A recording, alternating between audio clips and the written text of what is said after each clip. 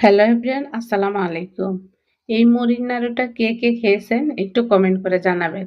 আমি ছোটবেলায় খেয়েছি তাই ভাবলাম আপনাদের সাথে একটু শেয়ার করি। প্রথমে আমি নারকেল ভেঙে তারপরে কুড়িয়ে নেব। আর এদিকে আমি ব্লেন্ডারে মুড়ির গুঁড়া করে নিয়েছি। একটা বাটিতে ১ কাপ পরিমাণ পানি দিয়ে ২ চামচ চিনি দিয়ে সামান্য পরিমাণ লবণ দিয়ে মিশিয়ে নেব। লবণটা আপনারা চাইলে স্কিপ করতে পারেন।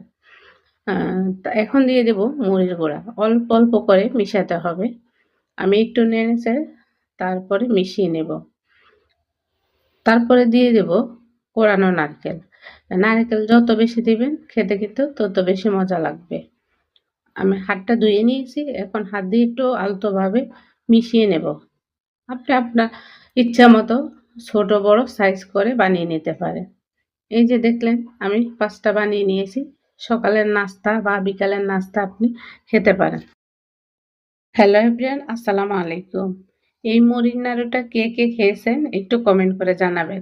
আমি ছোটবেলায় খেয়েছি তাই ভাবলাম আপনাদের সাথে একটু শেয়ার করি। প্রথমে আমি নারকেল ভেঙে তারপরে কুড়িয়ে নেব। আর এদিকে আমি ব্লেন্ডারে মুড়ির গুঁড়া করে নিয়েছি। একটা বাটিতে ১ কাপ পরিমাণ পানি দিয়ে ২ চামচ চিনি দিয়ে সামান্য পরিমাণ লবণ দিয়ে মিশিয়ে নেব। লবণটা আপনারা চাইলে স্কিপ করতে পারেন। আ এখন দিয়ে দেব মরিচ গুঁড়া। অল্প, অল্প করে মিশাতে হবে। আমি একটু নেড়ে-চেড়ে তারপরে মিশিয়ে নেব। তারপরে দিয়ে দেব কোরানো নারকেল।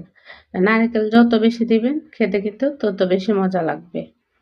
আমি হাতটা ধুয়ে নিয়েছি। এখন হাত দিয়ে একটু আলতোভাবে মিশিয়ে নেব। আপনি আপনার ইচ্ছামতো ছোট বড় সাইজ করে বানিয়ে নিতে পারেন। এই যে দেখলেন আমি ৫ টা বানিয়ে নিয়েছি। সকালের নাস্তা বা বিকালের নাস্তা আপনি খেতে পারেন।